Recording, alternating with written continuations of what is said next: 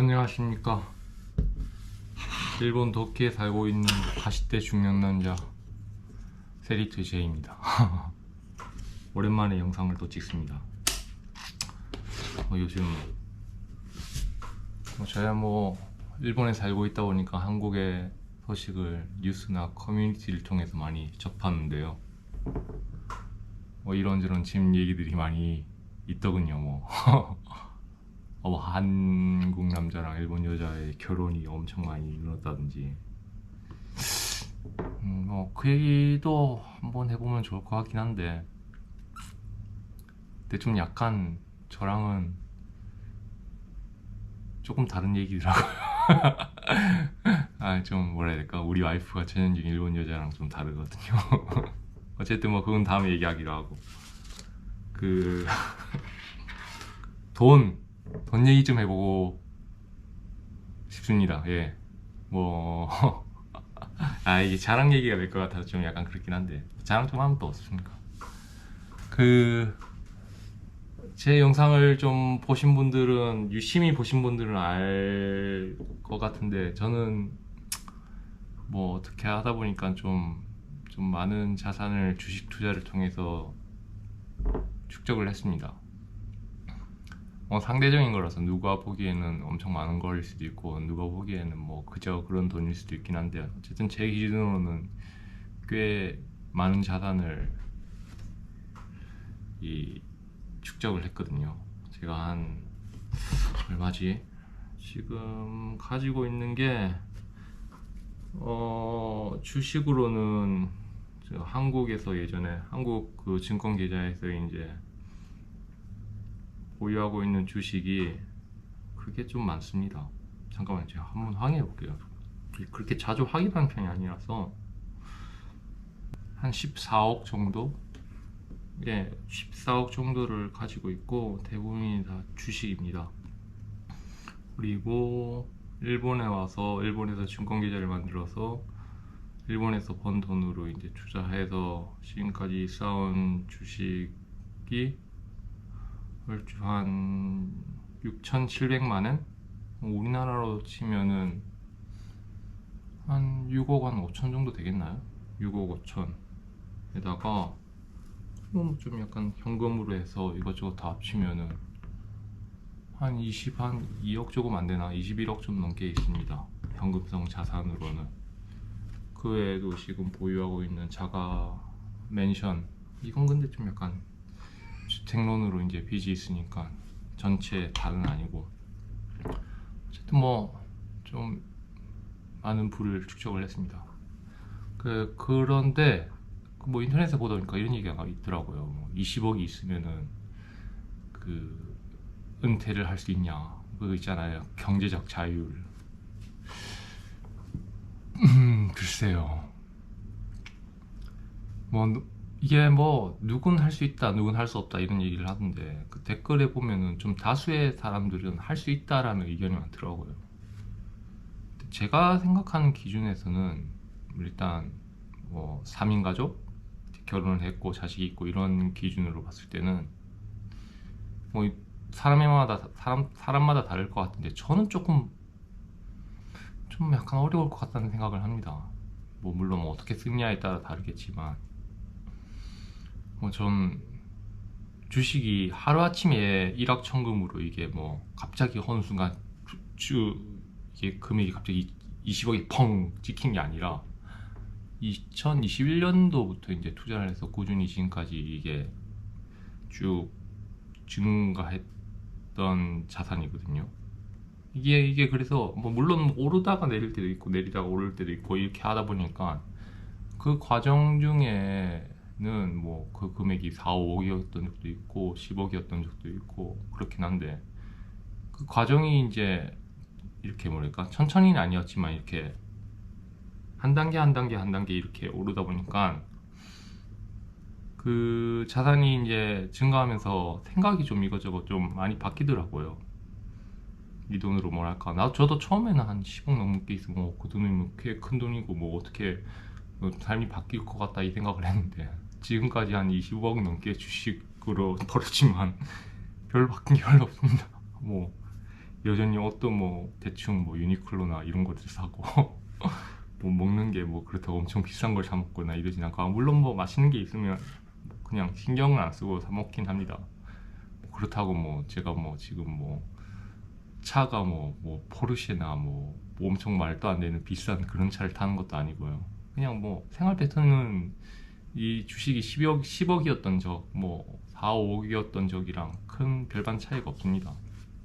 이제 다만 좀 마음의 여유가 좀 생겼다는 게 조금 차이가 있겠는데요. 뭐 본론으로 돌아가서 20억이 넘게 있어도 이게 좀 어렵다고 생각하는 게 뭐냐면은, 경제적 규모가 늘어나면은 사람의 이제 소비 패턴이 이런 것들이 더 바뀐다고 하잖아요.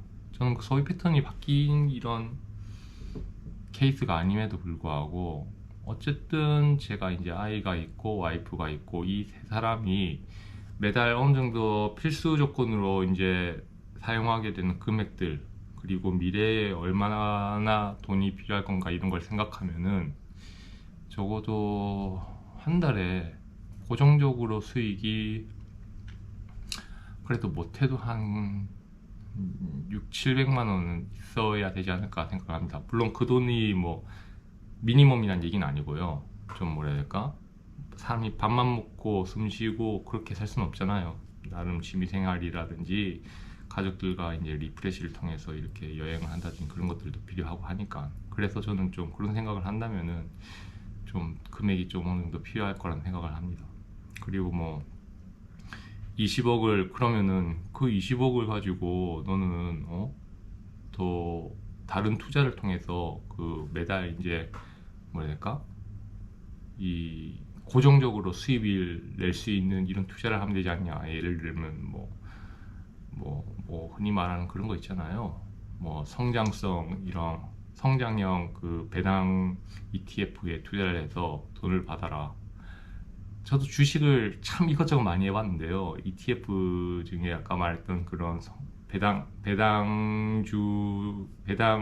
배당성 ETF, 뭐 예를 들면 슈드라든지 부라든지 이런 것들 좀 사봤습니다. 많이는 아니고 조금 사봤는데, 근데 글쎄 전 그다지 그게 좀 뭐라 해야 될까? 이게 진짜 성장형인지도 잘 모르겠고 배당이 큰가? 저는 좀 약간 애매하더라고요 그게. 뭐 그래서 약간 그걸로 먹고 살 정도의 이 금액을 받으려면은 한 제 생각에는 못해도 한 50억 이상은 넣어야 되지 않을까 생각이 들더라고요. 아무튼 뭐 전 개인적인 생각입니다. 뭐 어떤 사람들은 이런 얘기하는, 뭐 미국 채권에 투자를 하면은 채권 이자가 얼마거니고 이런 얘기 하는데, 물론 뭐 그것도 방법입니다. 뭐 채권이라든지 이런 고이자를 받을 수 있는 상품 투자를 해서 이렇게 하는 게 뭐, 근데 아마 저와 비슷하게 돈을 벌어보신 분들은 대충 알 것 같은데, 갑자기 없는 돈이 생긴 게 아니라, 원래 있던 돈이 있는 게 아니라 이렇게 돈을 차근차근 이렇게 증식해서 불려나간 사람들은 대충 알 것 같은데, 제가 21년도부터 주식을 투자를 해서 지금 한 20억을 만들었거든요.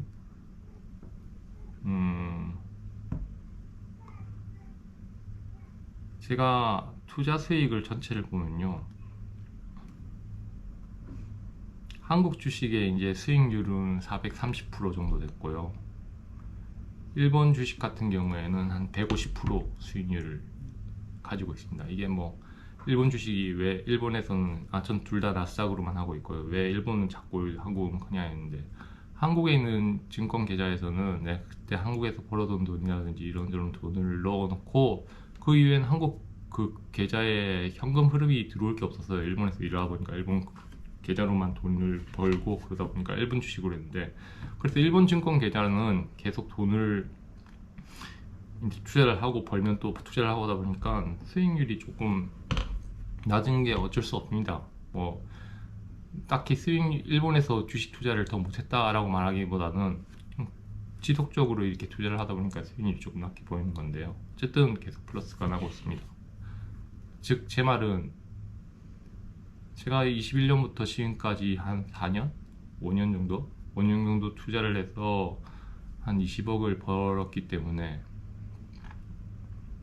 제가 이제 40 조금 넘었는데 이 은퇴할 때까지 과연 얼마나 더 벌 수 있을까를 생각을 하면은 지금 이 투자를 그만두고 은퇴를 한다는 게 좀 많이 아까운 일이 아닐까 생각이 듭니다. 그리고 뭐 물론 뭐 편하게 사는 것도 뭐 나름 괜찮을 것 같긴 한데 지금도 전 사는데 별로 불편한 게 없거든요. 그리고 지금 현재 하고 있는 일도 꽤 높은 급여를 받으면서 일을 하고 있기 때문에 이 개인이 높은 이런 앰프가 가지고 있으면은 내가 때려 박을 수 있는 걸 다 때려 박아야지 이 높은 개인을 활용할 수 있고 많은 출력을 뽑아낼 수 있잖아요. 그래서 저는 이걸 할 수 있는 그 타이밍에는 최대한 뭐랄까 이 앰프를 돌려서 많은 출력을 뽑아내는 게 아마 맞다고 생각합니다. 그리고 20억을 번 사람들이 아마 더 많은 돈을 벌 수 있다는 생각을 하고 있는 사람들은 그래서 아마 멈추지 않을 것 같아요. 뭐 어쨌든 뭐 조금 자랑이 된 이야기일지 모르겠지만 뭐 제가 그렇게 특별히 뭐 대단한 주식 투자 방법을 가지고 있지도 않고 이걸로 삶에 지장이 있지도 않습니다. 제가 투자를 하고 이렇게 자산을 축적하는 가장 큰 이유 중에 하나가 저는 돈을 버는 데 있어서 최소한의 노력으로 최대의 효과를 내고 싶다라는 생각을 하고 있기 때문에 그래서 저는 주로 나스닥에 투자를 하고 저는 시장이 열리는 시간에 잠깐 보지 보통 저는 11시쯤에 자거든요. 저는 시장이 굴러가는 상황을 잘 안 봅니다. 그리고 1년에 매수를 하는 시기가 손에 꼽습니다. 저는 1년에 5번 이상 매수를 거의 안 해요. 보통 그 5번이라는 기준은 내가 이 종목을 매수를 해야 되겠다 생각하고 집중적으로 매수를 하는 기간인 며칠 그런 걸 한 번이라고 생각하면은 저는 1년에 매수하는 수가 5번 안 되는 것 같습니다. 그리고 전 매도는 안 합니다. 어쨌든 어차피 지금 당장 필요한 돈이 아니고 항상 주식 투자를 할 때는 여유 자금으로 한다는 생각을 하고 있기 때문에 지금 당장 뭐 안 써도 될 돈으로만 투자를 하고 있고 그래서 투자를 하는 데 있어서 크게 스트레스를 받는 거라든지 이런 것들이 별로 없습니다.